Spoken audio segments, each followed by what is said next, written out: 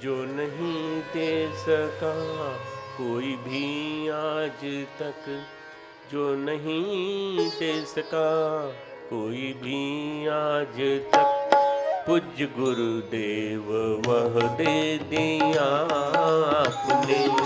पूज्य गुरुदेव वह दे दिया आपने। जो नहीं दे सका कोई भी आज तक, जो नहीं दे सका कोई भी आज तक, पूज्य गुरुदेव वह दे दिया आपने। पूज्य गुरुदेव वह दे दिया आपने। प्राण में प्रेरणा भाव संवेदना, प्राण में प्रेरणा भाव संवेदना, बुद्धि को श्रेष्ठ चिंतन दिया आपने। बुद्धि को श्रेष्ठ चिंतन दिया आपने। जो नहीं दे सका कोई भी आज तक, पूज्य गुरुदेव वह दे दिया आपने।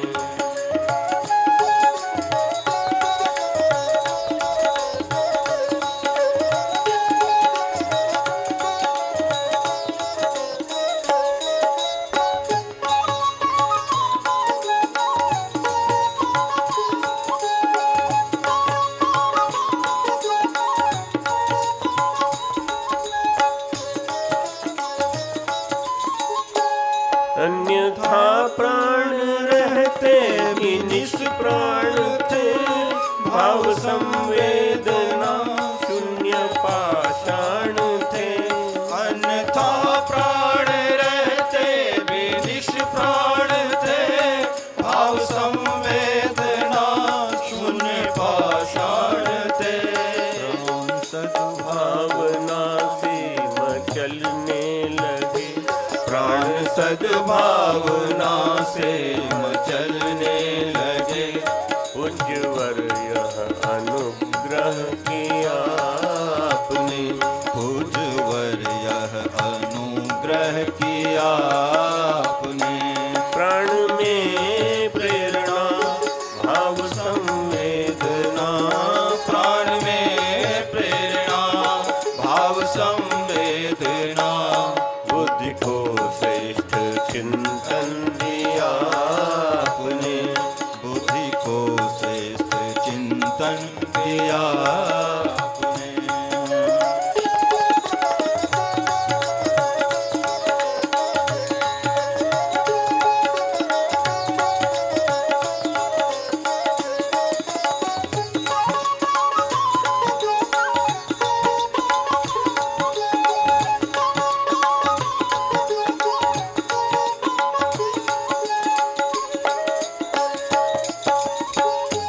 आपने तप किया, पुण्य हमको दिया, आपने दिव्य एहसान हम पर किया। आपने तप किया, पुण्य हमको दिया, आपने दिव्य एहसान हम पर किया। करती दीक्षा हमें ज्ञान अमृत पिला, करती दीक्षा हमें ज्ञान अमृत पिला। शिव हमारे लिए विष पिया आपने। शिव हमारे लिए विष पिया आपने। प्राण में प्रेरणा भाव संवेदना, प्राण में प्रेरणा भाव संवेदना, बुद्धि को श्रेष्ठ चिंतन दिया आपने। बुद्धि को श्रेष्ठ चिंतन दिया आपने।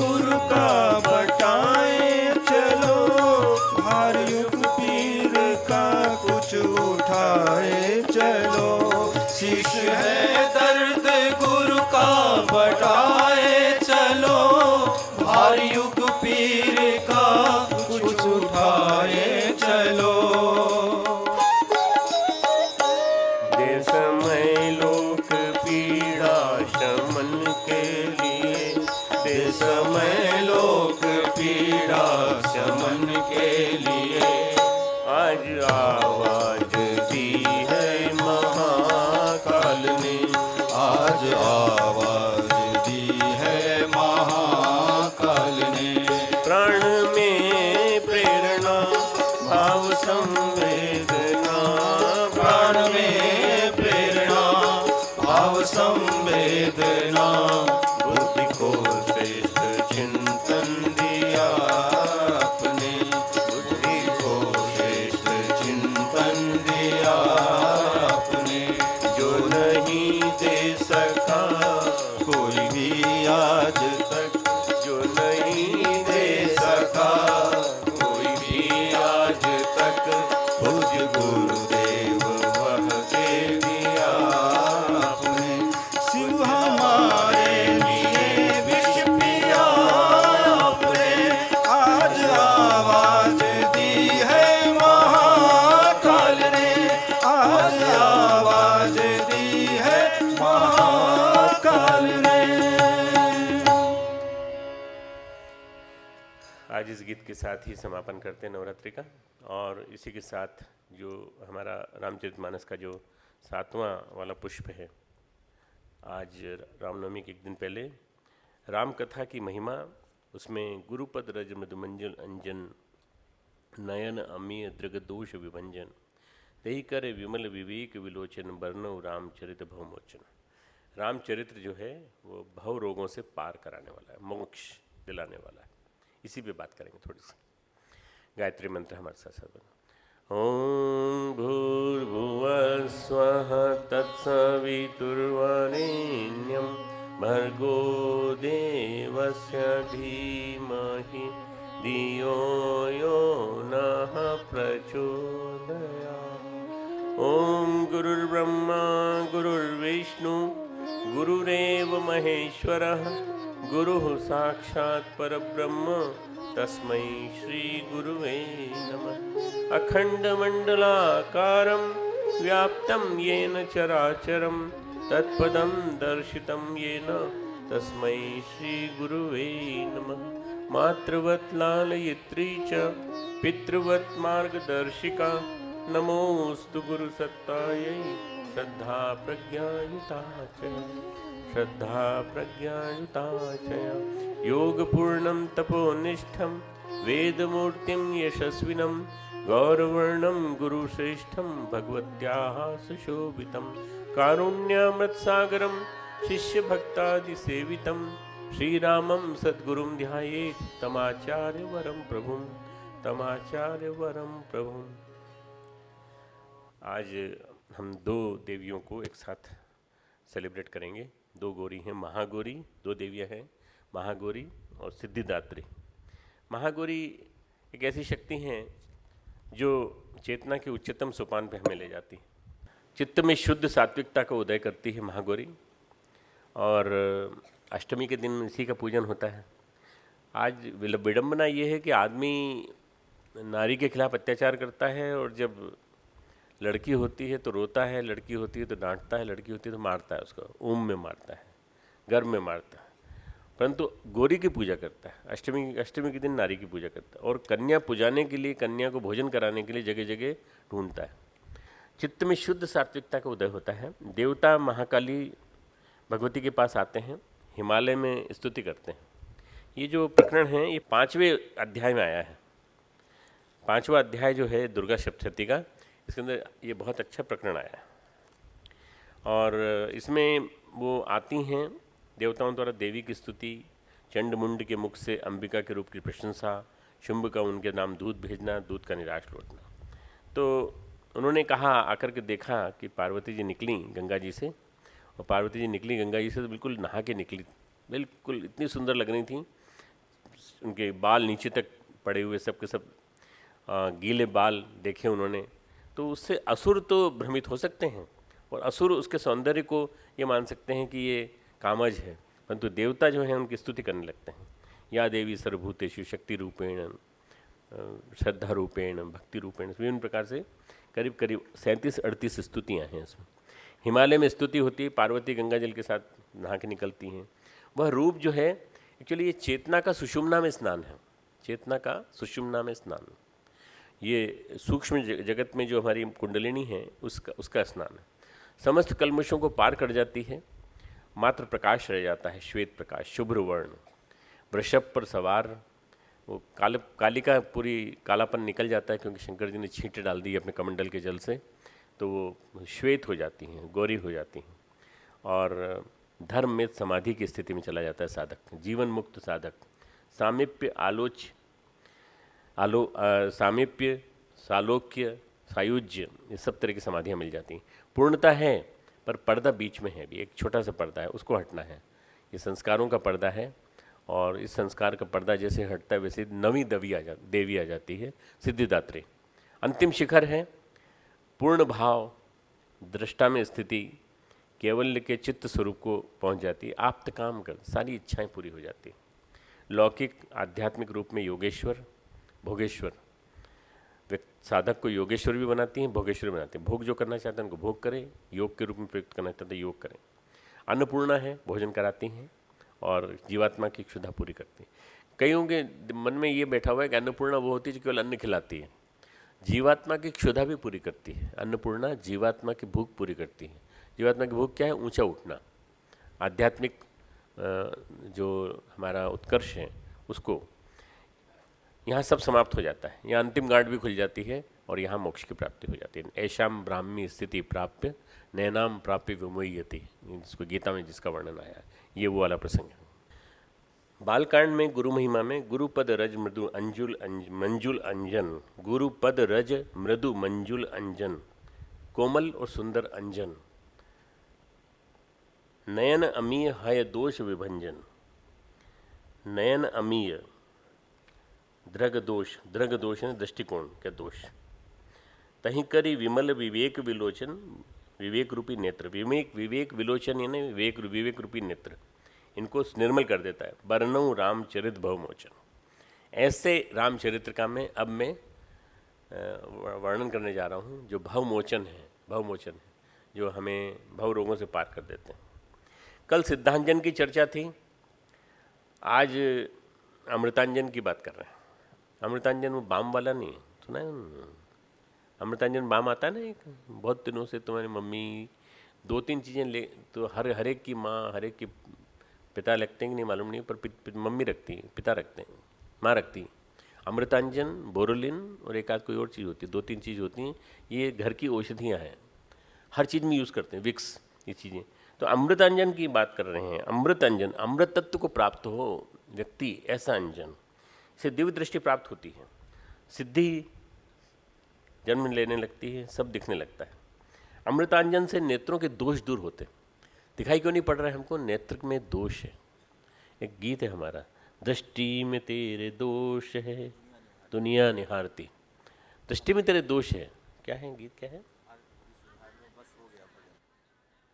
अपन ने किया भी था उसको, ध्यान में। हाँ, बुरी सुधार लो, बस हो गया भजन भजन,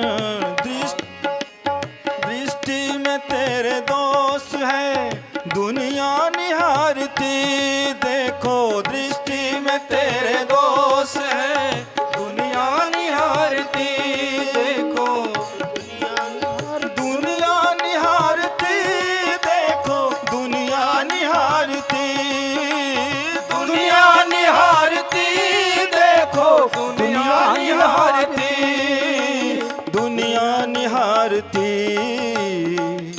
समता का अंजन आज लो, समता का अंजन आज लो, बस हो गया भजन भजन, समता का अंजन आज लो, बस हो गया भजन भजन, बस हो गया भजन भजन, बस हो गया भजन।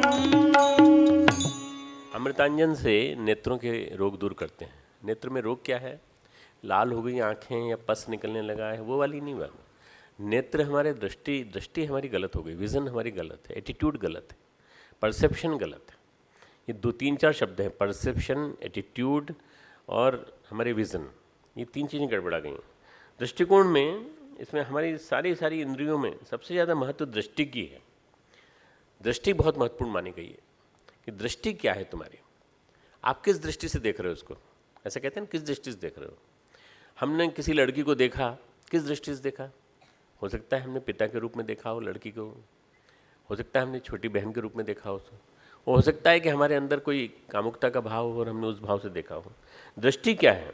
परसेप्शन में सभी अनुभूतियाँ इंद्रियों की आ जाती हैं। जितनी 10 इंद्रियाँ हैं उनकी अनुभूति इंद्रियों में समा जाती है जब हम दृष्टि की बात करते हैं।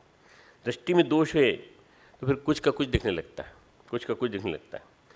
विभिन्न शब्द दृष्टि से जुड़े हुए हैं। कुछ शब्द हैं, सुनो: सूक्ष्म दृष्टि, दिव्य दृष्टि, दूरदृष्टि, जीवन दृष्टि। सूक्ष्म दृष्टि, दूरदृष्टि, जीवन दृष्टि, दिव्य दृष्टि, आध्यात्मिक दृष्टि और लास्ट में दृष्टिकोण। दृष्टिकोण, आखिर दृष्टिकोण क्या है? आपका दृष्टिकोण क्या है? आध्यात्मिक है या भौतिक? किस आधार पर पूछा आपने? जो भी हम देखते हैं उसी के अनुसार व्यवहार करते हैं, उसी के अनुसार अपना और औरों का मूल्यांकन भी करते हैं। हम जैसा हम देखते हैं वैसा हम व्यवहार करते हैं। हमने तो ऐसे ही सोचा था, हमने तो ऐसे ही देखा था, हमने तो ऐसे ही समझा था। सोच समझ हमारी उसी के अनुसार विकसित होने लगती है। व्यक्ति व्यक्ति में भेद है मॉर्फोलॉजिकल, व्यक्ति व्यक्ति में भेद है मॉर्फोलॉजिकल। मैं थोड़ा सा अलग ढंग का हूँ, तुम थोड़े अलग ढंग के हो। कोई गोरा है, कोई काला है, कोई ऊंचा है, कोई लंबा है, कोई छोटा है। कोई मॉर्फोलॉजिकली कोई कछुआ है, कोई चूहा है, कोई शेर है, कोई बकरी है। मनुष्य के अंदर जो भेद है वो साइकोलॉजिकल भेद है, साइकोलॉजिकल मनोवैज्ञानिक भेद है। मनुष्य के अंदर शारीरिक भेद को ज़्यादा महत्व नहीं देते हम। आध्यात्मिक तत्ववेत्ता मनोवैज्ञानिक भेद को ज़्यादा महत्वपूर्ण मानते हैं। पहचान नहीं सकते कि कौन कैसा है। परस्पर भेद न होते हुए भी हर इंसान की मनस्थिति भिन्न भिन्न होती है। परस्पर ज़्यादा भेद नहीं है, सब जितने लड़के बैठे हैं सब एक जैसे दिख रहे हैं, पर मनस्थिति अलग अलग है, सबकी मनस्थिति अलग है। दृष्टिकोण उसी के ऊपर निर्भर करता है। एक की अनुभूति अलग, दूसरे की अलग। इसी के अनुसार मनुष्य ने अपने ढंग की समाज व्यवस्था गढ़ी है। इसी मनस्थिति के अनुरूप लोगों ने अपनी समाज व्यवस्था को गढ़ा है। समाज की संरचना मनुष्य की अनुभूति पर निर्भर है। इस दृष्टिकोण को परिमार्जन करके चेतना को ऊर्ध्वगामी बनाया जाता है। इस दृष्टि को परिमार्जित करके चेतना को ऊर्ध्वगामी बनाना। समाज की संरचना के अनुसार जीव जंतुओं की दुनिया बड़ी अलग है। जूलॉजी तुमने पढ़ी हो तो तुमने देखा होगा, जीव जंतुओं की दुनिया बहुत अलग है। चूहों की दुनिया बहुत अलग है। चूहों का साम्राज्य होता है। एक खेत में वो बिल बनाना चालू करता है, दूसरे का खेत पार करके तीसरे खेत में उसका निकलता है। और किसान बताते हैं कि साहब जितना अनाज हमने पैदा किया था उसका 3/4 अनाज उसमें मिला, हमको बिलों में मिला। बिल खोदा गया तो बिल का खोदने के बाद पड़ोसी का खेत, उसके पड़ोसी का खेत, वहाँ जाकर करीब 1.5-2 मील दूर जाके उसका दूसरा मुंह खुला। चूहे इतने विलक्षण होते हैं देखो, और सारा अनाज उसने छिपा के रखा। चूहों की उपमा संकीर्ण लोगों से दी गई है।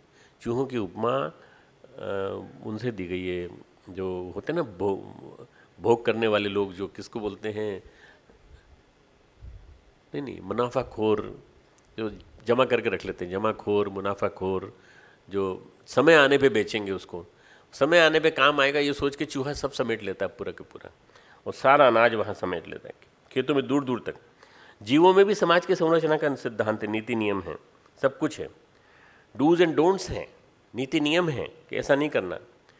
हाथी जो है अगर गड़बड़ा जाए, थोड़ा सा अभिमान हो जाए उसको, तो उसको अकेले छोड़ देते हैं, उससे भी बात नहीं करते। फिर वो लोग कोई बात नहीं करते, हथिनी भी बात नहीं करती। फिर बाद में धीरे धीरे उसको पश्चाताप होता है, फिर वो जाके मिलते हैं। मतलब जीव जंतुओं की दुनिया, एनिमल्स की भी दुनिया लगभग ऐसी ही है जैसे कि अपनी मनुष्यों की दुनिया है। मनुष्य की मौलिक संरचना एक है जो उनके अंदर नहीं है, वह है संस्कृति। हमारी मौलिक रचना है संस्कृति। भले हमने मकान न बनाए हों, भले ही हमने और कुछ न बनाया हो, भले ही हमने गुफाएं न बनाई हों, भले ही हमने खेतों के नीचे बिल न बनाए हों, पर हमने संस्कृति बनाई है। समाज में जो सबसे ज़्यादा जिस चीज़ की कीमत है वो है हमारी संस्कृति की। संस्कृति का अर्थ है परिष्कृति। संस्कार यानी परिष्कार, संस्कृति यानी परिष्कृति। और उसको मैं एक शब्द में कहता हूँ, वो अगर कोई रिपीट करके सुना देगा तो अच्छा लगेगा। संस्कृति यानी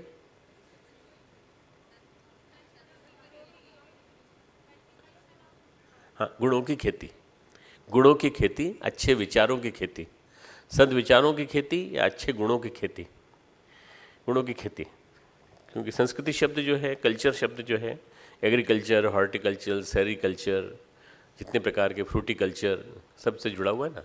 अपने अंतर जगत में अच्छे गुणों की खेती, अच्छे गुणों को पैदा करना, उनको बाकायदा वाटरिंग, इरिगेटिंग, उनको खाद पानी देना, पोषण देना।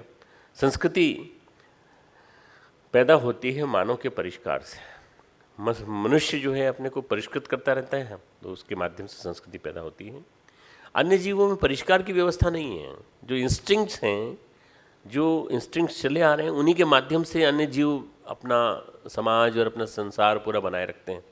पर बाकी हमारी संस्कृति में परिष्कार की व्यवस्था है। ये निर्भर करता है कि किस समाज ने कितनी उन्नति की, उसके हिसाब से परिष्कार होता है। जैसे हमारा समाज है, भारत का परिवार, ये देखो कि भारत के परिवार में हर चीज़ के बारे में कितना गहन अध्ययन हुआ है। हमारे गुह्य सूत्र, गृह सूत्र, हमारे धर्म सूत्र, हमारे न जाने कितने सालों से, हजारों सालों से इस पर चिंतन मनन मंथन होता चला है। बाकी जो धर्म हैं, बाकी जो संस्कृतियां हैं, वो 200 साल पुरानी, कोई 400 साल पुरानी, कोई 1400 साल पुरानी, 1500 साल पुरानी, इससे ज़्यादा नहीं। पर हमारी संस्कृति का इतिहास बहुत पुराना है और हम लोग महामानवों की संस्कृति में विश्वास रखते हैं। हम अवतार की संस्कृति में विश्वास रखते हैं कि अवतार आते हैं। गुरु के चरणों की रज दृष्टिकोण को परिष्कृत करती है, सबसे बड़ी बात है। अगर एटीट्यूड बदल जाए हमारा, दृष्टिकोण बदल जाए हमारा, तो हमारे अंदर सही चीज़ आने लगेगी। हम सही समझने लगेंगे कि क्या क्या बोला जा रहा है, क्यों कहा जा रहा है। नयनों के दोष साफ होते हैं, नयनों के दोष साफ होते हैं। हमारे नयन जो हैं अभी दृष्टि दोष के कारण गलत देख रहे हैं, चीज़ को गलत देख रहे हैं। नए नए देखने वाले जो हैं, समझने वाले, दिखता वो नहीं है जो हम इंटरप्रेट कर रहे हैं। हो सकता है कुछ और दिख रहा हो। दो तरह के नेत्र हैं, नेत्र देखने वाले और हृदय के नेत्र, भाव नेत्र। भाव नेत्र और दिखने वाले नेत्र, दोनों वाले नेत्र। जिसे प्रत्यक्ष दिखाई पड़ता है वो विजिबल जो जिससे दिखाई पड़ता है वो नेत्र ये रहे। और भाव नेत्र कहाँ हैं, जो हमने बताया था आपको कल, हृदय में भी नेत्र हैं। ही नेत्र, ही दृष्टि, ही मतलब हृदय, हृदय की दृष्टि। हृदय से कैसे समझता है, इन दोनों का परिमार्जन होना जरूरी है। इन दोनों का परिमार्जन जरूरी है। जो तुलसीदास जी की दो चौपाइयों में 2 लाइन हैं, उनका पूरी व्याख्या इसमें आ जाती है। आज की समस्या क्या है, आज की मूल समस्या क्या है? आस्था संकट। किस वजह से पैदा हुआ है? संबंध, सोच, दृष्टिकोण अपरिष्कृत है। संबंध हमारे, सोच, दृष्टिकोण, घर घर की कहानी यही है। सारे के सारी दुनिया भर के टीवी सीरियल उठा के देख लो, इसी चीज़ पर केंद्रित है पूरे पूरे। और घर घर में विष फैला रहे हैं। हम उस विष को और पोषण दे रहे हैं। संबंध, सोच और दृष्टिकोण अपरिष्कृत है। जिंदगी की मिठास कहीं खो गई है, मिठास समाप्त हो गई है। जिंदगी ऐसे जी रहे हैं जैसे नकली मशीन जैसी जिंदगी। इस दुनिया में से रस चला गया है, मिठास खो गई ना, मैंने बोला था रस चला गया है। किसी का किसी पे विश्वास ही नहीं है, पति का पत्नी पे विश्वास नहीं है, पत्नी का पति पे विश्वास नहीं है, दोनों एक दूसरे पे अविश्वास करते हैं। यह फिर से संवारने की जरूरत है। गायत्री परिवार का अभियान क्या है कि संवारना, संस्कृति के माध्यम से संवारना, हमारी निजी दुनिया को, पारिवारिक दुनिया को, सामाजिक दुनिया को संवारना। फिर से एक बार आवश्यकता है जीवन बोध को बदलने की। जीवन बोध को हम बदलें एक बार फिर से कि बोध किससे होता, किससे है। बोध आखिर है क्या चीज़, परसेप्शन आखिर है क्या चीज़ है। एटीट्यूड के परिष्कार से हम अपने जीवन को बोध कैसे दे सकते हैं। जीवन की एक परिभाषा है, वो हम विवेक दोष को दूर करके, विवेक के दोष को दूर करके हम उसको एक सही बोध दे करके प्रदान कर सकते हैं। वो सही परिभाषा उसको कैसे, सभी को राम कथा के माध्यम से हम जोड़ सकते हैं।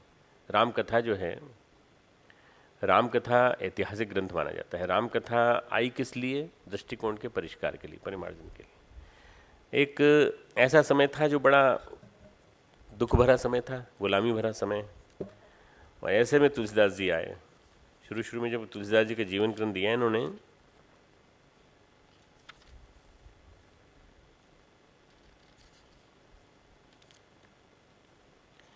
शायद मेरे इसमें नहीं है परंतु कहीं कहीं है उनका, हाँ ये 1554 की श्रावण शुक्ल सप्तमी के दिन उनका जन्म हुआ था। 16वीं शताब्दी, 16वीं शताब्दी, ये मान लीजिए कि 57 साल का अंतर होता है, संवत आगे होता है और ईसवी वर्ष पीछे होता है। तो इसमें जन्म लिया उन्होंने। उस ज़माने में अकबर का काल था, मुग़लों का काल था, अंग्रेज भी आ गए थे और चारों तरफ एक प्रकार से गुलामी का वातावरण था। लोग बड़े निराश थे, लोग ट्रेडिशनल जीवन जी रहे थे, परंपरागत जीवन जैसे जीते हैं वैसे, पर फिर भी सही थे, लोग बुरे नहीं थे। परंतु फिर भी जीवन में कई तरह की गलतियां आने लगी थी, कुप्रथाएं, कुपरंपराएं पनपने लगी थी। ऐसे में रामायण जो है वो प्रमाण के रूप में आई, समाज का सारा ताना बाना लेकर के आई। इतिहास व समाज की नीति नियम, धर्मशास्त्र, सब कुछ इसके अंदर है। इसमें धर्म परिभाषित होता है। राम कथा में धर्म की परिभाषा है पूरे में, शुरू से लेकर आखिर तक। राम कथा का एक एक मर्म जो पता चलता है, तो पता चलता है अध्यात्म शास्त्र के प्रति हमारी दृष्टि खुलती है कि अध्यात्म क्या होता है। अध्यात्म की परिभाषा पूछूं तुमसे, क्या है अध्यात्म की परिभाषा? अध्यात्म यानी, हाँ कोई एक हाथ ऊंचा करके बोलो, हाँ बोलो। उल्टे को उलट के सीधा करना, अध्यात्म जिंदगी के शीर्षासन है, ठीक है ना। परिष्कृत, जीवन को परिष्कृत बनाना, जीवन को परिष्कृत बनाना। दूसरी परिभाषा बोलो, उत्कृष्टता का संवर्धन, है ना, उत्कृष्टता का संवर्धन, अपने जीवन में अच्छाइयों को पैदा करना, ये अध्यात्म का मूल मर्म है। तो बड़ी अध्यात्म, वही अध्यात्म शास्त्र है। अध्यात्म ज्ञान प्रकट होता है राम कथा से। भगवान ये गोस्वामी तुलसीदास जी कहते हैं, भक्ति, योग शास्त्र, वेदांत शास्त्र, कर्म योग, ये सब इसमें परिभाषित है, सबके सब इसके अंदर है। इन सबको एक शास्त्र में पिरो देना, ये खूबी है इस महाकाव्य की। इन सबको इन्होंने एक साथ पिरो दिया है। देखने को तो वैसे 7 अध्याय हैं। कितने अध्याय हैं इसमें? कितने हैं कांड है बताओ? है 8 कांड हैं? 7 कांड में का 8वां कहाँ से आ गया? ये कलयुग में नया जुड़ गया। 7 कांड हैं और 7 कांडों के माध्यम से पूरी राम कथा अभी परिभाषित होती है। गांव में पूछा जाता है रामचरितमानस के बारे में, ऐसी कौन सी बड़ी बात है? रामचरितमानस को हम बताते हैं, 2 लाइनों में बताते हैं। एक रावण, एक रावन्ना, एक ठाकुर, एक बामन्ना, वाने बाकी नारी हरी, एक ने, रावण ने उनकी नारी हरी, वाने वासे करी लड़ाई, खुई बातन की बातन्ना, तुलसी लिख गए पोथन्ना। 2 लाइन में उन्होंने परिभाषा कर दी, परंतु इन 2 लाइन में रामचरितमानस नहीं समाता। रामचरितमानस पूरा के पूरा एक धर्मशास्त्र है, ग्रंथ शास्त्र है। इसके अंदर हो सकता है कि ऐसा लगे कि गवई भाषा में तुलसीदास जी की भाषा अवधी भाषा है, उस ज़माने की बहुत प्रचलित भाषा थी। अवधी भाषा में उन्होंने ग्रंथ लिखा है, परंतु ये इतनी लोकप्रिय है, बहुत बड़ा बेल्ट इसको बोलता है, परंतु ये तो इतनी लोकप्रिय है कि दक्षिण भारत तक में पहुँच गई। ये भारत से बाहर भी विदेश में, अमेरिका में, कनाडा में, इंग्लैंड में, साउथ अफ्रीका में, मॉरिशस में, सूरीनाम में, फिजी में, ऑस्ट्रेलिया में, सब जगह बोली जाती है। अब क्यों? इसके अंदर, इस बोली के अंदर इतनी मिठास है, उसके साथ इसके अंदर इतने गुह्य शास्त्र छिपे पड़े हैं। दृष्टि पे डिपेंड करता है कि आप देखते क्या है उसको, आपकी दृष्टि क्या है। भक्ति और योग शास्त्र सब कुछ है इसके अंदर। श्री अरविंद ने सावित्री लिखी, क्या है कहानी? क्या सावित्री कहानी को सुना सकता मुझे? सावित्री कहानी, सावित्री कहानी क्या है मालूम है? सावित्री, श्री अरविंद की सावित्री कहानी क्या है? श्री अरविंद खुद बोलते थे, मैंने श्री सावित्री की कहानी 2 लाइन की है, मैंने उसी को कुल मिलाकर 24,000 श्लोकों में लिखा है, काव्यों में, काव्य बनाया, महाकाव्य। सावित्री सत्यवान की महाभारत की एक छोटी सी कथा है। द्युमत सेन का बेटा सत्यवान, अश्वपति की पुत्री सावित्री से शादी होती है। वो प्राण उसके मांग लेते हैं यमराज, वो प्राण वापस ले आते हैं। बस इतनी कहानी है। वो जैसे मैंने इतना बड़ा रामायण का सुनाया था ना, वैसे वैसे इसकी भी 2 लाइन कहानी। पर इस कहानी में श्री अरविंद ने इतने काव्य के मर्म भरे हैं, इतने ज़्यादा तांत्रिक रहस्य भरे पड़े हैं, इतने ज़्यादा यौगिक रहस्य भरे पड़े हैं कि उसको समझ वही पाता है जिसके पास दृष्टिकोण। कई लोग ऐसे आए जिन्होंने कहा सावित्री पढ़ लिया, सावित्री पढ़ने में कोई मज़ा नहीं आया, हमको कुछ अच्छा नहीं लगा। क्यों? समझ में नहीं आई। इस समझ में तब आया ना जब आपके अंदर के चक्षु खुलें। तो अंदर के चक्षुओं में अंजन डालना पड़ेगा, हृदय के चक्षु और नयन में, दोनों में, तब समझ में आएगा। Savitri the legend the symbol, Savitri the legend the symbol, ये किताब है वो उनकी, श्री अरविंद की, और 24,000 श्लोक है इसमें। सारी अपने जीवन की अनुभूतियों को उन्होंने पिरो करके लिखा है। और रामचरितमानस की टिप्पणी तुमने सुनी ली, एक रावण एक रावन्ना, और लिख गए पंडित जी पोथन्ना। गांव वाले कहते हैं कि चूंकि उनको इतना ही भर दिखता है, यह दृष्टिकोण पे निर्भर है। यदि परिष्कृत है दृष्टिकोण तो बात बदल सकती है। यह आप पे निर्भर करता है, आपका दृष्टिकोण परिष्कृत है कि नहीं। रामकथा के माध्यम से जीवन शास्त्र, जीवन का साधना शास्त्र लिखा है तुलसीदास जी ने। जीवन का साधना शास्त्र, जीवन साधना कैसे की जानी चाहिए, कैसे जीवन जिया जाना चाहिए, मोह से कैसे मुक्ति हो, बंधनों से कैसे मुक्ति हो, पारिवारिक जीवन कैसे होना चाहिए। मर्यादा पुरुषोत्तम राम की तरह से नहीं बन सकते, पर थोड़ा सा उनकी छोटी सी यूनिट तो बन सकते हो। कैसे बन सकते हो ये बताया। बात समझ में तभी आएगी जब रज लगेगी, गुरु के रज, चरणों की रज, अंजन लगेगा आँखों में, तो दोष ठीक करने के बाद समझ में आ जाएगा हमको। ये रामकथा भव बंधनों से छुड़ाने वाली है। रामकथा हमको भव बंधनों से छुड़ाती है। क्यों? सारी चीज़ें दूर हो जाती हैं। बहुत सारों के चक्कर में क्यों पड़ते हो? बहुत सारी चीज़ों के चक्कर में क्या पड़ते हो? इसी चीज़ का मर्म समझ लो ना। तो मैं तो तुम लोगों से कहूँगा कि तुमको जब भी टाइम मिले तो वाल्मीकि रामायण के शुरू के 15-20 पन्ने तुम लोग पढ़ लेना अच्छी तरह से। तुमको बहुत सारे कंसेप्ट्स क्लियर हो जाएंगे, बहुत कंसेप्ट क्लियर हो जाएंगे जीवन जीने की कला के। दुनिया में कितने तरह के लोग हैं, कितने दोषी लोग हैं, कितने ज़्यादा लोगों से किस तरह से सावधान रहना चाहिए, शठों से कैसे सावधान रहना चाहिए, सब चीज़ इसके अंदर दी हुई है। बार बार इसका अवगाहन चित्त को शुद्ध करता है। न तो लिखना आसान है, न पढ़ना सुनना आसान है। दृष्टि में दोष है तो समझ नहीं आएगी। गुप्त प्रकट, वो कहते हैं गुप्त भी है प्रकट भी है राम कथा। प्रकट नहीं होगी अगर दृष्टि में दोष होगा, तो प्रकट नहीं होगी। रामकृष्ण परमहंस के एक शिष्य थे विज्ञानानंद जी महाराज। ये रामकृष्ण मिशन की प्रेसिडेंट्स की परंपरा में चौथे नंबर के थे। 1937 से 1938 तक ये अध्यक्ष रहे। रामकृष्ण मिशन के पहले प्रेसिडेंट थे ब्रह्मानंद 1901 से 1922, शिवानंद 1922 से 1934, और फिर अखंडानंद 1934 से 1937, और एक चौथे नंबर पे थे विज्ञानानंद जी।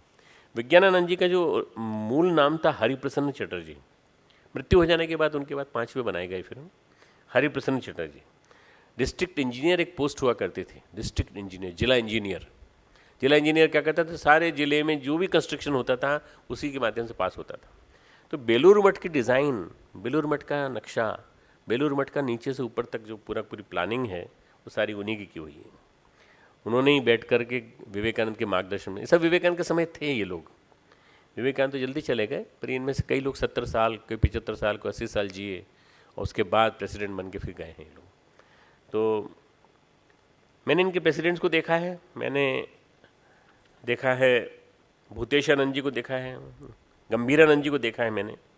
88 में वो थे प्रेसिडेंट। भूतेशानंद जी को मैंने देखा है, 98 तक थे प्रेसिडेंट। रंगनाथानंद जी को मैंने देखा है, 98 से लेके 2002 तक थे प्रेसिडेंट। अभी दूसरे हैं कोई। पर ये जो रामकृष्ण मिशन के जो प्रेसिडेंट हैं ये बड़े विलक्षण होते हैं, बड़े विभूतिवान होते हैं। जो ये हरिप्रसन्न महाराज थे, हरिप्रसन्न चटर्जी डिस्ट्रिक्ट इंजीनियर थे, ये डायरेक्ट डिसाइपल थे स्वामी रामकृष्ण परमहंस के। उनने रामकथा का अनुवाद किया था। वाल्मीकि रामायण को उन्होंने पद पद में कहीं कहीं लिखा है, पर रामचरितमानस को उन्होंने पूरा बंगाली में अनुवाद किया है, इंग्लिश में अनुवाद किया है, इंग्लिश अनुवाद इसका उपलब्ध है। और हमेशा लगे रहते थे उसी में। वो बड़ा कोट पहनते थे, उस कोट में टॉफ़ी रखते थे, चॉकलेट रखते थे ढेर सारी। वो जहाँ जाते थे वो टॉफ़ी ऐसे बांटते थे, बच्चे उनके पीछे भागते थे, बच्चे उनके पीछे भागते, उनको लगता था बहुत अच्छा लगता था, उनको टॉफ़ी खिलाते थे। किसी ने पूछा उनसे कि आप पढ़ते हैं तो अनुवाद करते हैं या आपके अंदर से अनुवाद निकल के आता है इसका, केवल आपने जितना पढ़ रखा है उसके अंदर? बोले नहीं, अनुवाद नहीं करते, हमें हमारी आंखों के सामने राम, सीता, हनुमान दिखाई पड़ते हैं और उनका सानिध्य पाने के बाद हम जो लिखते चले जाते हैं वो वहाँ आनंद आते चला जाता है, हमको दर्शन होते हैं। हमको उसी लालच में, आनंदानुभूति के चक्कर में हमने लिखना चालू किया और उसके बाद हमको आनंद आता चला गया। ये उनके सारे गुरु भाई बताते हैं, जो उस ज़माने में गुरु भाई रहे उनके। उन्होंने कहा कि वास्तव में विज्ञानानंद जी ने अपने जीवन में राम कथा को जिया था।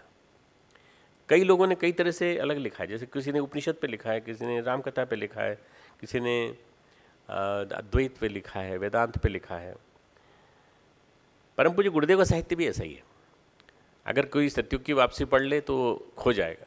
एक एक लाइन, एक एक लाइन, एक एक पंक्ति इतनी गजब की है, ज़बरदस्त। उसकी व्याख्या करने के लिए, लिखने के लिए बैठेंगे तो कम से कम एक पूरा ग्रंथ लगेगा, सत्युग की वापसी अकेले। मेरा मन है इस साल पूरा कम से कम 5-6 क्रांतिधर्मी साहित्य को लिखने का और फिर से मतलब नए सिरे से उसकी व्याख्या करने का। उसमें सबसे बड़ा प्रलोभन क्या है? गुरुदेव का सानिध्य। गुरुदेव का सानिध्य मिलेगा।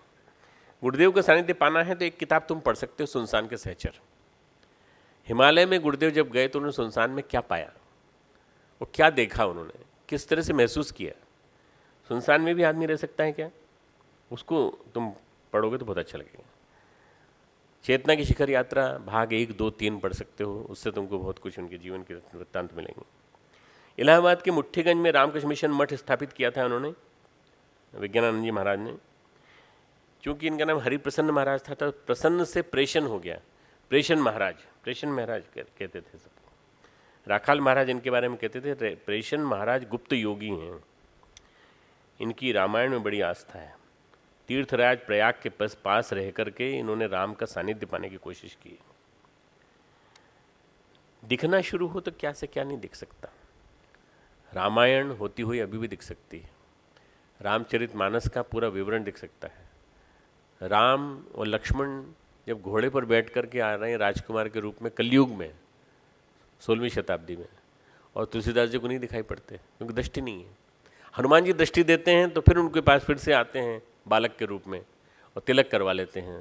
तिलक कराई, पंडित जी तिलक कर दीजिए, तब भी नहीं पहचान पाते तो हनुमान जी परिचय कराते हैं। ये दोनों यही है राम लक्ष्मण, पहचानो, इस बार भी धोखा खा जाओगे तो बहुत दिक्कत हो जाएगी। तब उन्होंने फिर वो तुलसीदास के घाट पे तोते ने जो कथा कही थी, वो वही रन संतन की भीड़, तुलसीदास चंदन घिसे, तिलक देत रघुवीर, ये रघुवीर है। आज भी देखा जा सकता है। मैंने एक बार गुरुदेव से पूछा, मैंने, गुरुदेव ये जो सप्तऋषि आश्रम है, इसमें सप्तऋषि रहा करते थे, पूरा क्षेत्र जो है ये बड़ा विलक्षण है, दिव्य है। अब तो क्या हुआ, डैम बनने के बाद और ये बांध बनने के बाद, हम जब यहाँ आए थे उस समय बन रहा था बांध, ये जो जिसके ऊपर सड़क बनी हुई है ना, वो वाला। तो उस समय नदी का जो था बहुत बहाव बहुत तेज़ था, बहुत चौड़ा पाट था, 3-4 मील चौड़ा पाट। हम लोग पिकनिक मनाने जाते थे, 77, 78, 79 की बात है। हम लोग जाते थे, नार नदी पाँव कर पार करके इतने इतने पानी में नदी पार कर जाते थे। सब एक साथ होते थे, एक दूसरे का हाथ पकड़ लेते थे, निकल जाते थे। चिन्मय को भी एक बार कंधे पे बिठा के ले गए थे हम, ऊपर उस पार किया था हमने। और मैंने गुरुदेव से पूछा, गुरुदेव ये बताइए कि जो ये लोग वो करते थे, मंत्रोच्चारण करते थे, क्या उसको सुन सकते हैं या उनको देख सकते हैं? बोले हाँ बेटा देख सकते हैं, पर दिव्य दृष्टि चाहिए, दृष्टिकोण परिमार्जित चाहिए। कलयुग में दृष्टिकोण परिमार्जित नहीं है और वो दिव्य नेत्र, दिव्य कर्णेंद्रियाँ नहीं है। दिव्य कर्णेंद्रियाँ होंगी तो तुम रिसेप्टिविटी तुम्हारी बढ़ जाएगी और तुम फिर सुन सकोगे, वही संगीत सुन सकोगे, वही मंत्र सुन सकोगे। और वो संभव तभी हो पाएगा जब उच्च स्तरीय आध्यात्मिक उपलब्धि होगी।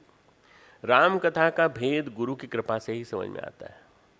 राम कथा का भेद गुरु की कृपा से, चरण हृदय में हो और रज आँखों में। भगवान राम के चरण, गुरु के चरण हृदय में हो और भगवान गुरु महाराज के चरण आँखों की जो रज है वो आँखों में लगी हो तो आँखें खुलेंगी। हम देखते हैं इंसान को, संसार को, पूरी दुनिया को, पर उस दृष्टि से नहीं। गोस्वामी जी कहते हैं, एक बात कहते हैं सिया राम में सब जग जाने, एक बात कहते हैं मैं और मेर तोर तेई माया। ये अलग अलग दृष्टि हैं दोनों। मैं और मेरा, तू और तेरा, ये आज इसकी वजह से सारा विद्वेष फैला हुआ है। पर सिया राम में सब जग जानी, जब सारा सृष्टि सिया राम में है तो फिर किसी तरह का भेद क्यों? एक में भेद है, दूसरे में अभेद है, दोनों ही जगत के स्वरूप हैं। जीवन कैसा हो यह गुरु के चरणों में अगाध भक्ति के कारण ही पता चल पाता है। संसार कर्मों में, आसक्तियों में, राग द्वेष में बांधता है संसार। बार बार 7 दिन का सार पूछें तुम लोगों से, तुम कहोगे आपने संसार को 10 गालियाँ दी, 50 गालियाँ दी, 100 गालियाँ दी। संसार क्यों? क्योंकि संसार का वो स्वरूप जिसमें तुम बंधे हो, जिसमें लोग बन जाते हैं, वो खराब है, वो गलत है। संसार में अच्छा भी है बहुत कुछ। संसार कर्म क्षेत्र है, कर्म क्षेत्र में पुण्य अर्जित किए जा सकते हैं, सुकृत किए जा सकते हैं, संसार में रहकर ही किया जा सकता है, और उसके लिए मनुष्य नहीं मिली है। इसलिए संसार बुरी चीज़ नहीं है, पर संसार में लिप्त होना बुरी चीज़ है। एक के बाद एक रस्सी, एक के बाद एक रस्सी में गांठें लगती चली जाती हैं। इस तरह से हम गांठें बनाते चले जाते हैं। बड़े बड़े महात्मा ही बन जाते हैं आसक्ति के कारण, अपरिष्कृत दृष्टिकोण के कारण। दृष्टिकोण सही नहीं है ना, इसलिए बन जाते हैं। दृष्टिकोण ठीक होते ही जीवन में अनासक्ति सीख जाते हैं वो लोग। प्रेम है किसी से पर आसक्ति न हो, ये भी संभव है, और आसक्ति है और प्रेम न हो, ये भी संभव है। काशी में एक महात्मा थे, निरंजनानंद जी, कालजयी थे, 200 वर्ष के थे, 200 वर्ष के, कि अभी तक उन पर काल का अटैक नहीं हो पाया था, किसी से लगाव नहीं था। एक 9 साल की लड़की एक बार आश्रम में किसी के साथ आई और बीमार पड़ गई। अब वो ठीक करने लगे, अब वो ठीक करने लगे तो ठीक होती हो गई, बाबा बाबा कहते कहते बंध गई उनसे। काल बंधन ने उनको ऐसा बांध लिया, जो काल उनको नहीं मार पाया था, उस काल बंधन ने उनको बांध लिया। एक बार बाबा बाहर गए थे, कहीं बाहर दौरे पे गए थे, तो बच्ची बीमार हुई। बीमार होने के बाद मर गई। वो बहुत ज़्यादा अटैचमेंट हो गया था उनको। लौटे तो पता लगा लड़की की सोच में ही मर गए वो। केवल लड़की जो थी इतनी ज़्यादा हमसे जुड़ी हुई थी, उसकी सोच में जो काल नहीं कर पाया था वो आसक्ति ने कर दिया। काल उनको नहीं मार पाया था, पर उस लड़की के प्रति जो आसक्ति, बेटी के रूप में, जो पोती के रूप में जो भी आसक्ति हुई होगी, उसने मार दिया उनका। ये आसक्ति है। आसक्ति के कारण 200 साल का बाबा, 200 साल तक जिसने अपने आप को बांध के रखा था उम्र, देख रहे तो देखो, सेवा करो, पर वहाँ टिको मत। किसी को देख रहे तो देखो, रस मत लो, टिको मत, सेवा करो, दुनिया की सेवा करो, सबको देखो। जैसे टिके वैसे पंचक्लेश आ जाएंगे, राग द्वेष अभिनिवेश सब आ जाएंगे, पूरे पंचक्लेश एक साथ। वो वेट कर रहे हैं कि ये टिके तो सही, एक जगह हम आते हैं, मन टिक जाएगा। साधु महात्मा को राजा राजवाड़ों से और शासन से दूर रहना चाहिए। ये राय गोस्वामी जी ने भी दी है, और ये राय हमारे शास्त्र ग्रंथों में भी दी है। शासन से, राजनीति से, राजा महाराजाओं से दूर रहना चाहिए। किनको? साधु महात्मा को। वशिष्ठ को एक विशेष जिम्मेदारी मिली हुई थी दशरथ को दिशा देने की, पर वो राजर्षि नहीं थे, वो थे ब्रह्मर्षि। विश्वामित्र राजर्षि नहीं थे, राजा थे, राजा से ब्रह्मर्षि बने थे, और ब्रह्मर्षि बनकर उन्होंने गायत्री मंत्र का आविष्कार किया था। ये लोग राजा के साथ रहे तो इसका मतलब ये नहीं कि राजा के प्रलोभन में, राजा के उसमें रहे या राजा के आकर्षण में रहे। दूसरे जो कई एग्जाम्पल हैं उनमें से एक एग्जाम्पल सुनाता हूँ। काशी के एक महात्मा थे, उनके यहाँ काशी के महाराज, बहुत सुंदर कहानी है। काशी के महात्मा थे, उनके काशी के राजा आया करते थे। कई बार अक्सर ऐसा होता था कि भगवान महाराज जो हैं उनके लिए हाथी भेज दिया करते थे कि महाराज को बुला लीजिए, एक सत्संग करेंगे। अब महाराज के यहाँ दोनों चीज़ आती थी। लखनऊ से तवायब भी आती थी, 500 रुपये का पान भी आता था, मुजरा भी होता था, और उसी के साथ साथ उस पाप को धोने के लिए वो महाराज उनको, महात्मा जी को बुलाते थे।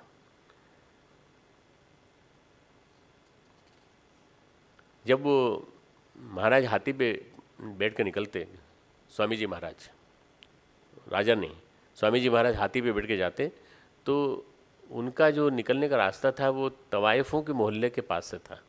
तो एक वैश्या ऊपर बैठकर, गैलरी में बैठकर हंसती, वो दिव्य दृष्टि प्राप्त होगी उसको, हंसती और कहती होश में रहना स्वामी जी, होश में रहना। तो वो तो उसकी तरफ देखते भी नहीं थे, पर कभी कभी देख लिया होगा, एक बार देख लिया होगा, एक दो बार देख लिया होगा, पर वो जोर से कहती थी। उस ज़माने में घर बहुत बड़ी बड़ी रोड नहीं हुआ करती थी, ऐसी छोटी सी रोड, हाथी पे बैठे हैं और वो गैलरी में खड़ी है, बोल रही होश में रहना स्वामी जी, बाबा जी होश में रहना। एक दो बार बोल दिया, दो तीन बार बोल दिया। उसकी सहेलियों ने कहा कि ये तो पंडित हैं, इनको क्यों बोलती है तू, तो उनको बोला कर, जो यहाँ आते हैं अपने यहाँ, उनको बोला कर होश में रहना। बोले नहीं नहीं, मैं तो कुछ सोच के बोल रही हूँ। साधु महाराज बुजुर्ग थे, बीमारी ने अटैक किया, एक दिन मर गए। अब महारानी को बेटा हुआ। आसक्ति किससे थी? राजा से। राजा के यहाँ जाते थे, राजा का आकर्षण दिखते थे, राजा का लौकिक आकर्षण, राजा का राजकीय आकर्षण, भोग, इन सब ने खींच करके महाराजा के बेटे के रूप में पैदा कर दिया। अब महारानी को बेटा हुआ, दूध ही नहीं पिए, बच्चा दूध ही नहीं पिए, रोए जाए कंटिन्यूस। घोषणा कराई राजा ने, जो बच्चे को दूध पिला देगा उसको हम 5 गांव की जागीर देंगे, जो बच्चे को दूध पिला देगा हम उसको 5 गांव की जागीर देंगे। राजा के यहाँ वही साधु महाराज बच्चे के रूप में पैदा हुए थे, अटैचमेंट की वजह से, आसक्ति की वजह से। 2 आसक्तियाँ हैं, एक आसक्ति उसकी जो ऊपर बैठी हुई है ना गैलरी पे, वहाँ से बोले जा रही है होश में रहना। तो वो होश में रहने के लिए इनसे बोल रही थी कि तुम जाते तो हो राजा के यहाँ, पर राजा के यहाँ होश में रहना, राजा के यहाँ आसक्ति मत आने देना, भोगेश्वर के चक्कर में मत पड़ जाना। तवायब बोली, वो जो बोलती थी ना जो होश में रहना, वो बोली हम पिला देंगे दूध अगर महाराज स्वीकार कर लें तो, हमें कुछ नहीं चाहिए, हमें कुछ नहीं चाहिए। राजा ने कहा अगर रोता हुआ बच्चा चुप हो जाए तो मैं तो तवायब से भी दूध पिलवाने को तैयार हूँ, बुलाओ उसको, बुलाओ। वो आई, मुस्कुराती हुई आई और उसने कहा हम जानते हैं कौन है, इसलिए हमें अकेला छोड़ दो आप, हम इसको चुप कर देंगे ना, रोते हुए चुप कर देंगे, आपको यही चाहिए ना बस, बाकी हमें 5 गांव भी नहीं चाहिए, कुछ भी नहीं चाहिए हमें। बच्चे को गोद में लेकर बोली हमने कहा था ना होश में रहना। कितने साल का बच्चा होगा? 6 महीने का बच्चा। हमने कहा था ना होश में रहना। जब मर्जी में आए तो राजा के यहाँ घुसे चले जा रहे हैं, हाथी पे बैठ के, वो भी, और हाथी पे बैठ के ये समझते थे अपने आप को कि राजा तुम ही हो गए हो, तुम। अब बच्चा सुन रहा है, वो प्रेम से चुप हो गया है, चुप हो गया है, सुन रहा है, सारी बात सुन रहा है। हाथी पर बैठकर आते थे, अब युवक बनो, राजा का काम संभालो, पर लिप्त मत होना, आप अच्छे कर्म करना और तप करके मुक्त हो जाना। अगर ये कर सको तो तुम्हारा जीवन धन्य हो जाएगा, नहीं तो फिर पुनरपि जन्मम पुनरपि मरणम पुनरपि जननी जठरे शयनम, फिर से उसी में जाना पड़ेगा तुम। इस बात को राजा ने पीछे खड़ा था सुन लिया, पूरा सुन लिया। उसने कहा तुमने सब क्या सुनाया? तो उसने फिर पूरी कहानी सुनाई। ये महाराज वही हैं जो आपके यहाँ आते थे ना हाथी पे बैठ के, वो आपके घर आ गए बेटा बन के। अब इनको आप जो है इनकी मर्जी के अनुसार चलने देना। वो लड़का युवक बना, युवक बनने के बाद वो जंगल में चला गया, तप करके आया, तप करके आने के बाद पिताजी से बोला पिताजी मुझे थोड़े दिन मुझे शास्त्र ग्रंथों का अध्ययन करने दीजिए। वैसे ही अध्ययन करने दिया, राजा नहीं बना, मुक्त हो गया, जल्दी मुक्त हो गया। इस जन्म का उद्धार करना चाहिए हमको। राम कथा जो है अगर मन में आ जाए तो नैनों के दोष मिट जाते हैं। वो तवायफ कैसी भी होगी, उस तवायफ को कम से कम दृष्टि तो प्राप्त थी कि ये कौन है। आसक्ति से चिपक जाता है व्यक्ति, चिपक जाता है। अजीब टाइप के सिर फिरे ख्याल आते हैं। आसक्ति का दोष क्या है? सिर फिरे ख्याल, तरह तरह के, न जाने कितने तरह के। हम पिछले जन्म में तुमसे जुड़े हुए थे, तुम न जाने कितने जन्मों की हमारी साथी हो, तुमको मालूम नहीं है। इश्क का बुखार आता है तो बोलने का मन करता है बहुत सारी बातें। कई साल से, कई जन्मों से, 100 साल पहले तुम्हें हमसे प्यार था, हाँ आज भी है और कल भी रहेगा। अरे आज की तो छोड़ो, अभी इस जन्म में नहीं निभ रही है तो फिर अगले जन्म की बातें छोड़ो। 100 साल पहले था कि नहीं मुझे मालूम नहीं, पर इस जन्म में तो किसी की नहीं निभ रही है। आपस में ही जरा सी बात में टकराहट हो जाती है। तो क्या करें? रिग्रेशन थेरेपी मत कराओ। हमारे यहाँ कुछ बच्चे एक चक्कर में पड़ गए, उषा के चक्कर में, तो वो रिग्रेशन थेरेपी वगैरह पे कराने ले गई कहीं। और रिग्रेशन थेरेपी करा कि तुम पिछले जन्म में क्या थे, तुम ये थे, तुम वो थे। अरे क्या चक्कर में पड़ते हो पिछले जन्म के? हम कहते पिछले जन्म में महामानव थे, इसलिए तुम्हारा ये जन्म जो है देव संस्कृति विश्वविद्यालय में आने के लिए हुआ। हम जो कह रहे हैं हमारी बात सही है, तुम्हारी सबकी बात गलत है। सारे उसकी भी, न्यूटन की बात गलत है, सबकी बात गलत है। न्यूटन एक वो रिग्रेशन थेरेपिस्ट। हैदराबाद का। मैं इसलिए बोल रहा हूँ कि इन सब चीज़ों से कुछ नहीं होने वाला। तुम अगर ये याद करो कि तुम पूर्व जन्म के संस्कारवान हो, इसी वजह से गुरुदेव से जुड़े, इसी वजह से यहाँ आए, जितने भी पीछे बैठे हैं वो सब जो गुरुदेव से जुड़े, उन सबको अपने सौभाग्य को सराहना चाहिए। सौभाग्य को सराह के कहना चाहिए हम इस जन्म को और अच्छा बनाएंगे, इंप्रूव करेंगे, इस जन्म में नहीं कर पाए तो अगले जन्म में इंप्रूव करेंगे और हम मुक्त हो जाएंगे धीरे धीरे क्रमशः। इस जन्म का उद्धार करो। उद्धरेद आत्मना आत्मानम नात्मानम अवसादयेत। अपना उद्धार स्वयं करो, कोई और नहीं मदद करेगा। गुरु तुमको दृष्टि देगा, गुरु तुमको अंजन देगा, पर करना तुमको ही पड़ेगा। अपना उद्धार स्वयं करो, अपना उद्धार स्वयं करो। आत्मयो ही आत्मनो बंधु, 6 अध्याय का 5वां श्लोक और 6ठा श्लोक बहुत अच्छा है, तुम्हें अच्छी खासी साइकोलॉजी की टीचिंग देता है। 6 अध्याय का 5वां 6ठा श्लोक। राग द्वेष से मुक्ति ही मुक्ति है। मुक्ति कोई पूछे तुमसे मुक्ति का मतलब क्या होता है, क्या हो रहा है, यमदूत आते हैं वो मुक्ति कर देते हैं, नहीं वो नहीं। राग द्वेष से मुक्ति ही जीवन मुक्ति है, बंधन मुक्ति है। सबसे बड़े बंधन राग और द्वेष, इनसे मुक्ति हो जाए तो बहुत बड़ी बात है। भरत चक्रवर्ती सम्राट थे, संन्यास लिया उन्होंने और बेटे को भाई को साम्राज्य सौंप के चले गए, वन में चले गए। वहाँ तप करते थे, सूर्यार्घ के समय नदी के पास अर्घ्य देते थे। सूर्योदय के समय नदी के पास सूर्य अर्घ्य देते थे। वहाँ एक हिरणी पानी पी रही थी, हिरणी पानी पी रही थी। उसी बीच उस नदी के दूसरे तट पे शेर आया, शेर को दिखाई दिया शिकार हिरणी के रूप में। हिरणी गर्भवती थी और वो शेर दहाड़ा, दहाड़ जंगल में राजा होता है इसलिए दहाड़ उसको कहते हैं। उसकी दहाड़ इतनी गजब की थी कि हिरणी डर के मारे उसमें कूद गई, पानी में कूद गई। और पानी में कूदते ही उसका लड़का बच्चा जो था उसका, वो छिटक करके गिरा और वो इस किनारे गिरा और वो बह गई पानी में। अब जो बच्चा था उसको महात्मा भरत जो है वो अपने साथ ले आए कि वो हिरणी तो नहीं बचा पाए हम, पर बच्चा बच गया है, बच्चे को हम ठीक रखेंगे। उन्होंने सौंप दिया अपने सभी लोगों को। अब बच्चा, हिरण का बच्चा कूदता फिरता जहाँ ढूंढता था उनको, भरत के पास चला आता था। तो वो भी बड़े प्रेम से कभी उनकी गोद में सिर रख के सो जाता। फिर वो सोचने लगे धीरे धीरे करके, जब के दौरान सोचने लगे इसके लिए चारे वारे की व्यवस्था हुई कि नहीं मालूम नहीं, ठंडक लगती होगी, इसके लिए कपड़े की व्यवस्था हुई कि नहीं। तो आश्रम में पता लगा कि कौन कौन व्यवस्था देख रहा है, उस पर डांट पड़ी, तुमने इसके लिए व्यवस्था नहीं की। तो सारी गृहस्थी उनके सिमट करके उस बच्चे के सामने चारों तरफ आ गई। ध्यान, उपवास, अभ्यास, स्वाध्याय सब कम पड़ गया उनका, सब बेकार होने लगा, कम होने लगा। बीच बीच में हिरणी के बच्चे का ध्यान आ जाता था। ध्यान करते करते भी, अरे भाई ध्यान रखना बच्चे का, पता चला अपनी गोद में सो रहा है। अच्छा, उसके ऊपर सिर्फ हाथ फेर दिया। कुछ खाया कि नहीं उसने। महाराज भरत अगले जन्म में, इस जन्म में इतना तप किया उन्होंने, महाराज के रूप में खूब तो पुरुषार्थ किया। भारत को भरत कहा जाता है, उसी भारतवर्ष कहा जाता है, उसी के नाम पे कहा जाता है। अगले जन्म में हिरण की योनि में पैदा हुए, हिरण की योनि मिली उनको। चेत हुआ, भरत के रूप में उन्होंने समझा अपने आप को, मैं भरत था, चेत हुआ उनको, फिर मुक्त हुए। उसके बाद पुनर्जन्म हुआ।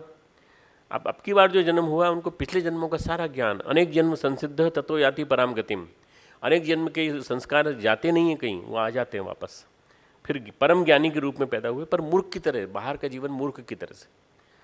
संसार अति ज्ञानी को छोड़ देता है या अति मूर्ख को छोड़ देता है।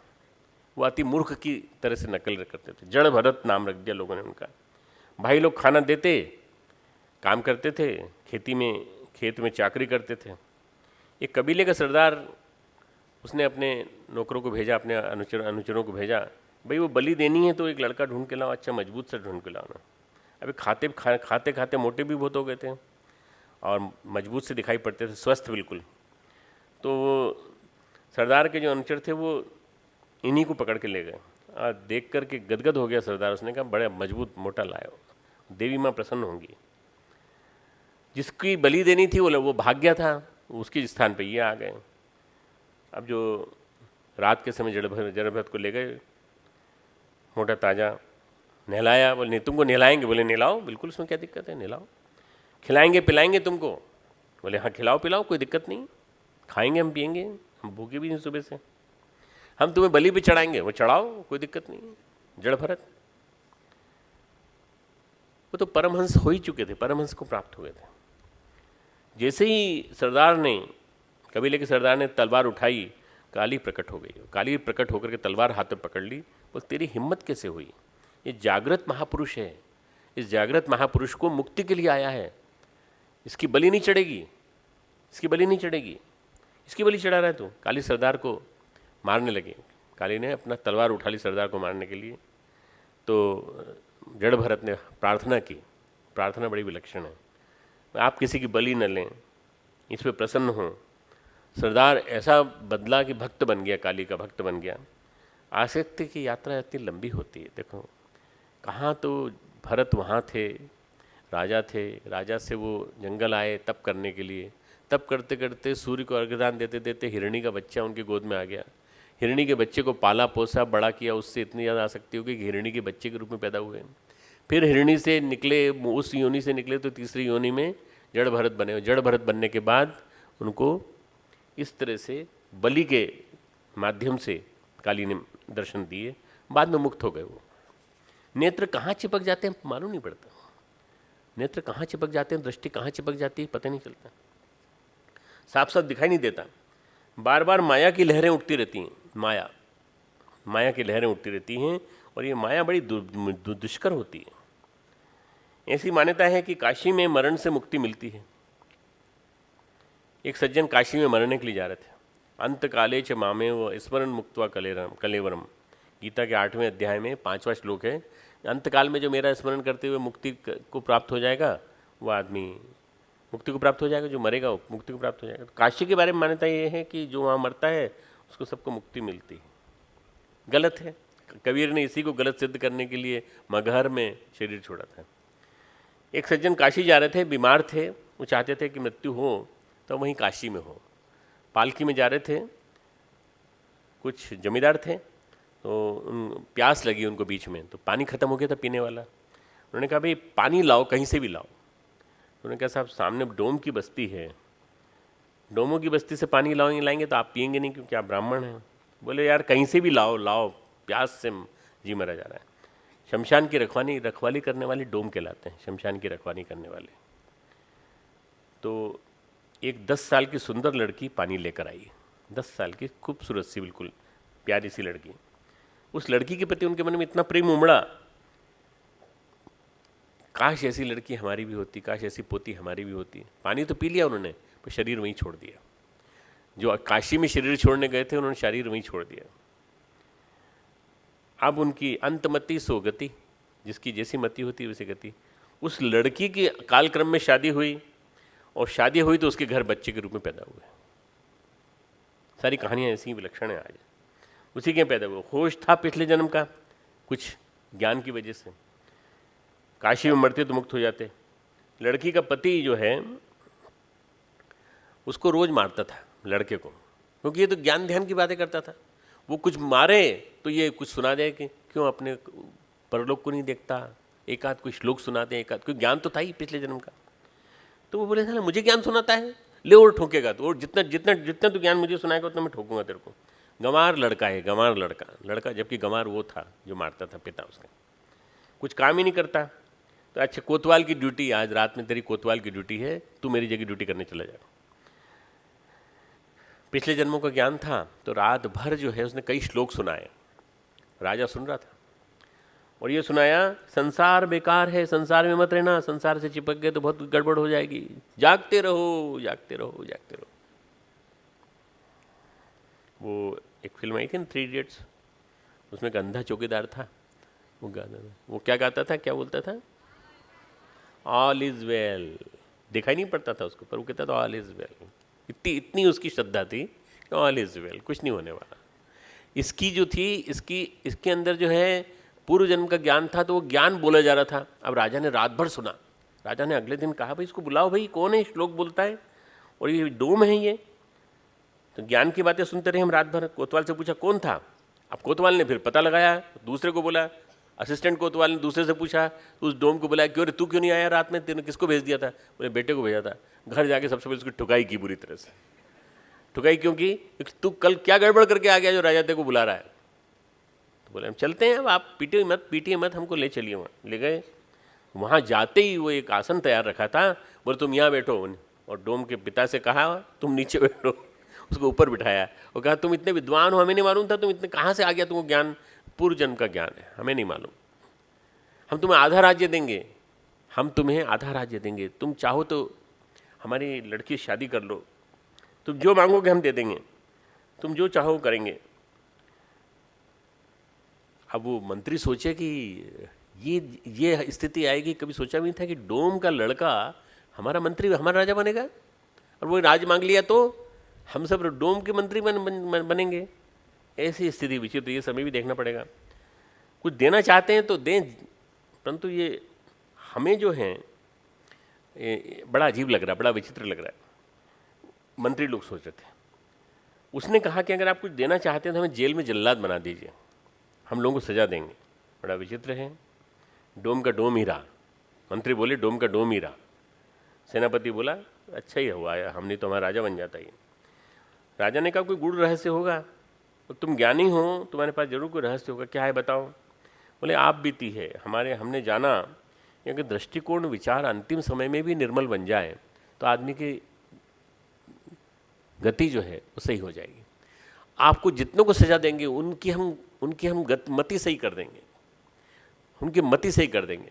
उसके बाद आप कहेंगे तो उनको मार देंगे, और आप नहीं कहेंगे तो नहीं मारेंगे।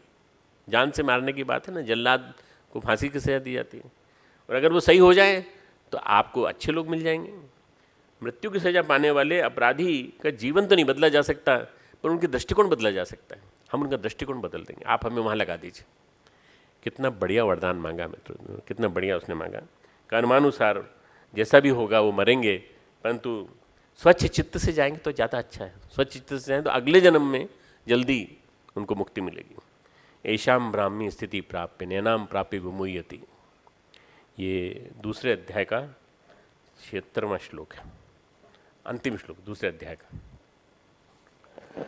ऐशाम ब्राह्मी स्थिति पार्थ नैनाम प्राप्य विमुह्यति स्थित्वास्यामंत कालेपि ब्रह्म निर्वाणम रिच्यति।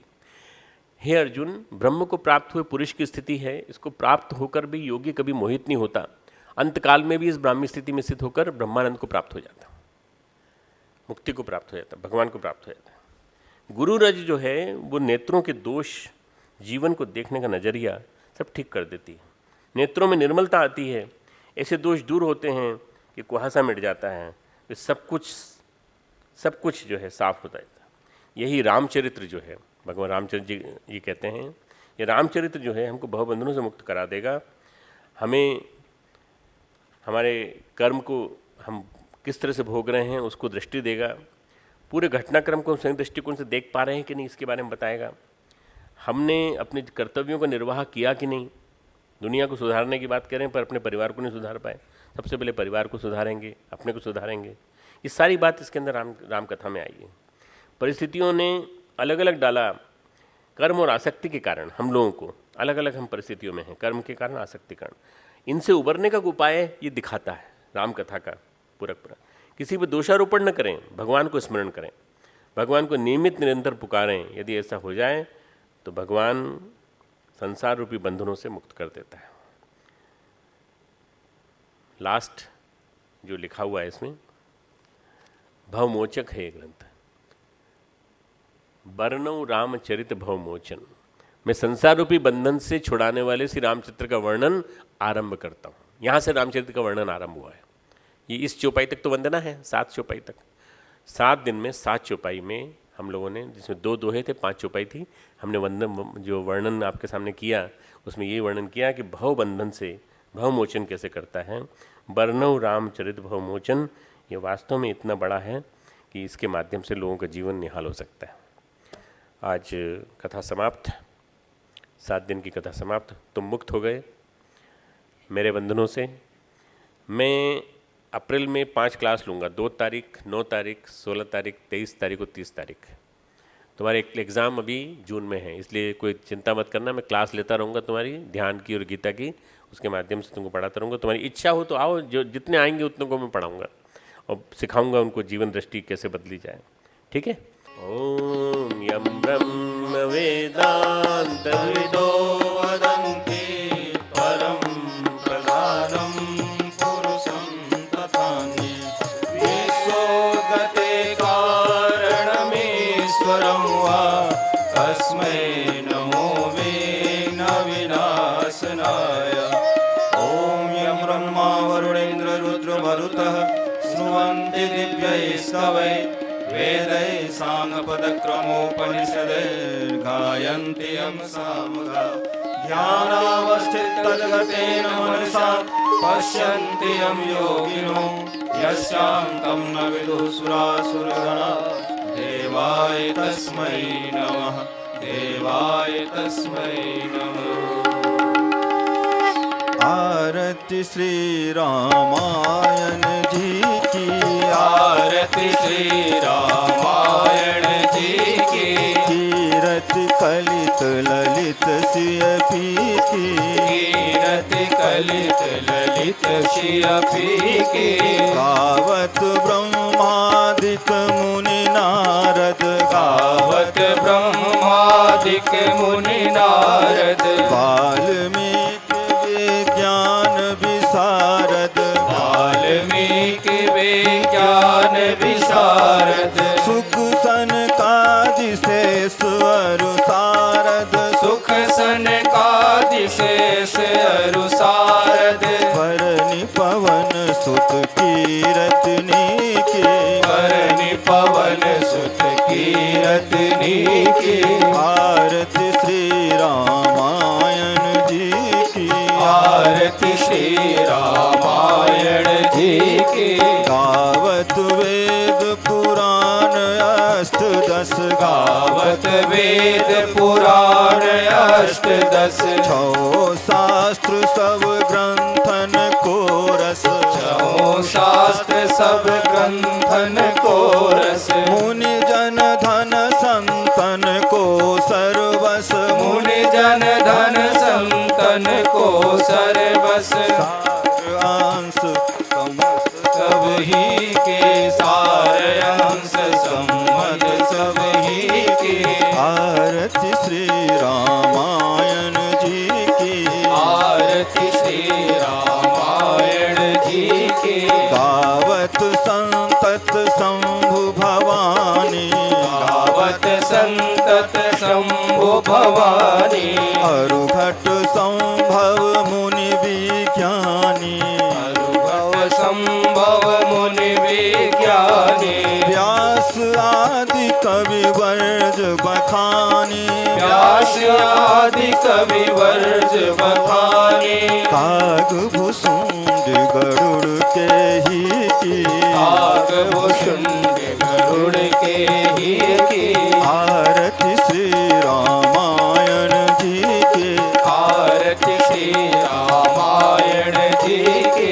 कलिमल हरनि विषय रस फीकी, कलिमल हरण विषय रस की। सुभग सिंगार मुक्ति जुबती की, सुभग श्रृंगार मुक्ति जुबती की।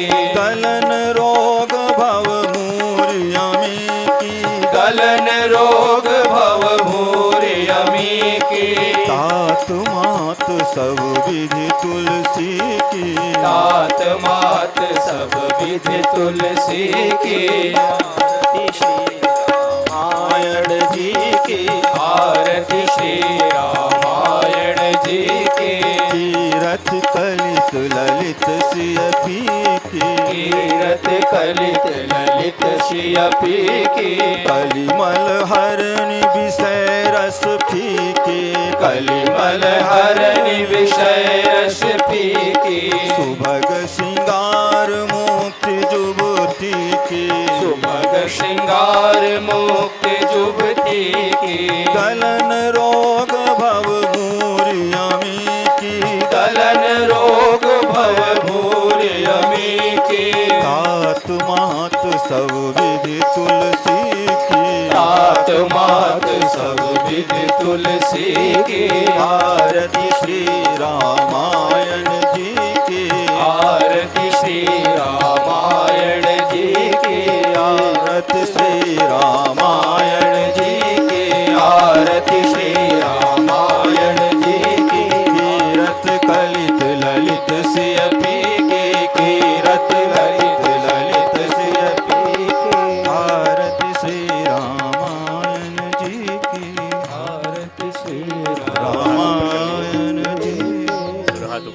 आरती लेने का भाव करें। ओम भूर्भुवः स्वः तत्सवितुर्वरेण्यं भर्गो देवस्य धीमहि धियो यो नः प्रचोदयात्।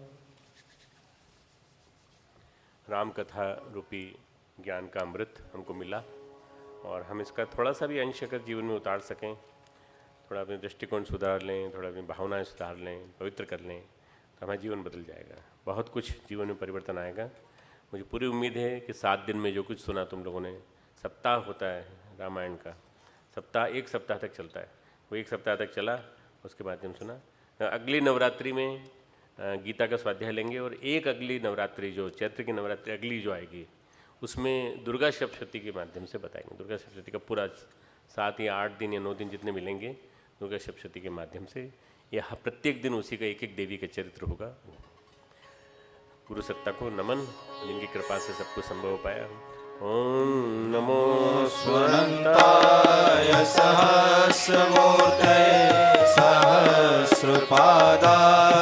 शिरोर्वामे सहस्रनाम्ने पुरुषाय शाश्वते सहस्रकोटि युगधारिणे नमः सहस्रकोटि युगधारिणे शांति पाठ। ओम द्यौ शांति अंतरिक्ष गुम शांति पृथ्वी शांतिरापः शांतिरौषधयः शांति वनस्पतयः शांतिर्विश्वे देवा शांति ब्रह्म शांति सर्वगुण शांति शांतिरेव शांति सामा शांतिरेधि। ओम शांति शांति शांति सर्वारिष्ट शांतिर्भवतु।